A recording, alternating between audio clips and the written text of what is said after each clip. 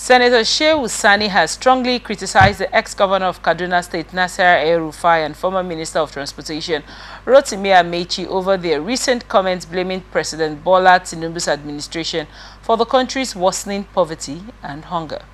Speaking to journalists in Kaduna, Sani accused both men of hypocrisy, calling them key contributors to the very problems they now condemn.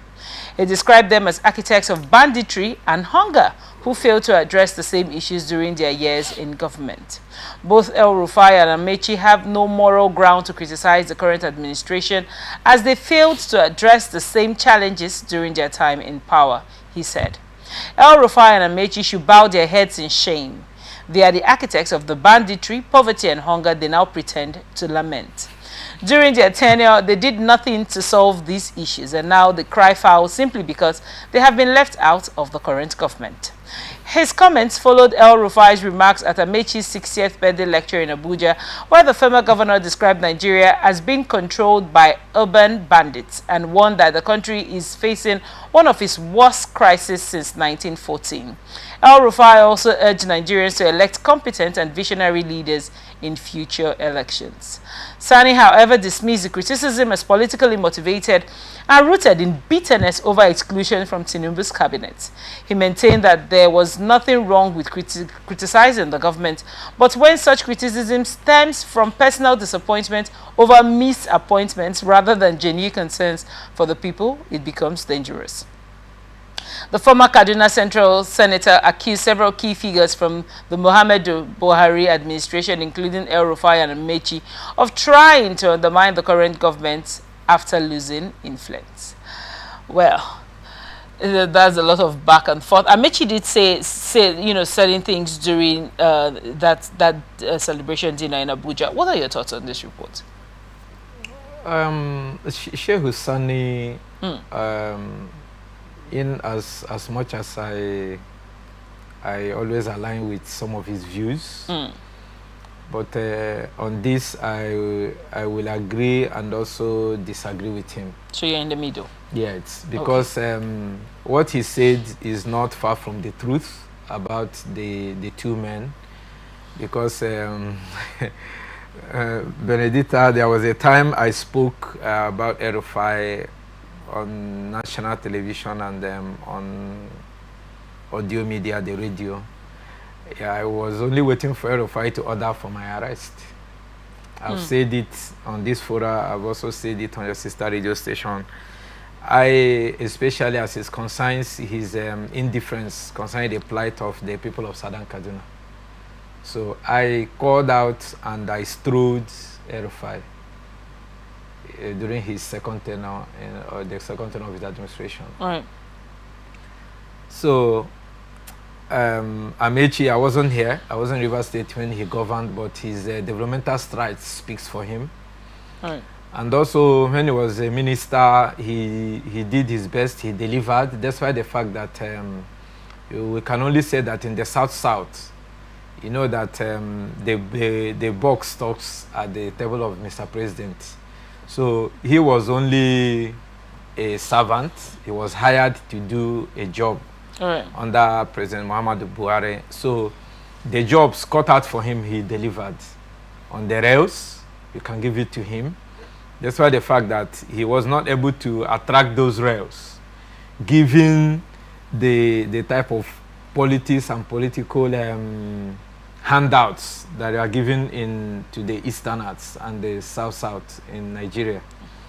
Because whatever the game plan is, that is where you key in and you execute, or you are made to lose your position. Right.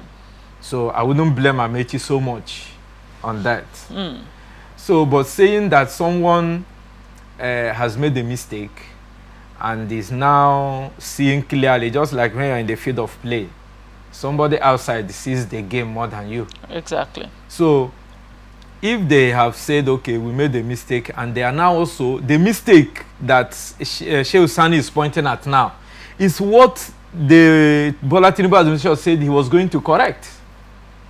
Because if you want to be a president of Nigeria, you must have seen the lapses, or you have seen the developmental template or the developmental agenda that is set, or where the former administration was headed to. It did not behoove on you to continue or to redirect it. So they are now talking based on what Bola Tinubu priced himself on. You know, before Trump came, he told us within a few days he would resolve the Ukrainian-Russian war. That Gaza issue will become a thing of the past. But he has done 100 days in office plus. And they are lingering. It's easier said than done. So, in as much as those men had a larger chunk of the blame, but you don't blame them from criticizing. And this, their criticism, is born out of what we can see. It's empirical and tangible evidence of what we can see today, Benedicta. Has anything been done differently? People are dying in Nigeria.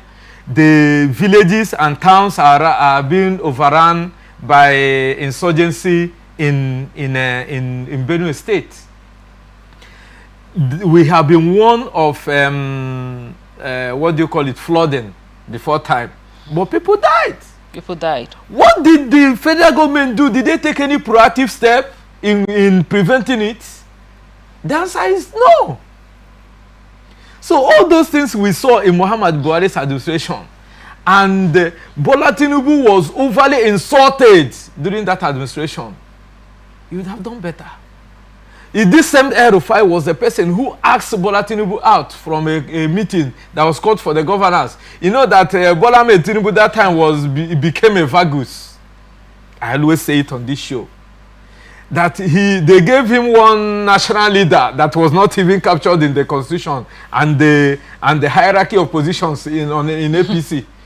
He was moving Jagaban, what did they call it? The national leader of APC, was it constitutionally captured as a position to be held as a leadership position? That's how it was no. But it dawned on him when he was shoved away to receive Bola Tinubu in the order of protocol.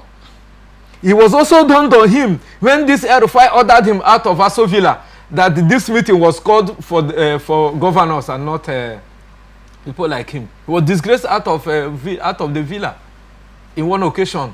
I mean, this same Bola Tinubu. People were thinking that El-Rufai, he didn't give him his appointment, or he knows what El-Rufai is capable of. And Amaechi, you saw that Amaechi was two-time DG that brought Muhammad Buhari back to office.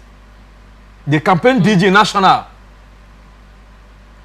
He delivered on his mandate as a transport minister.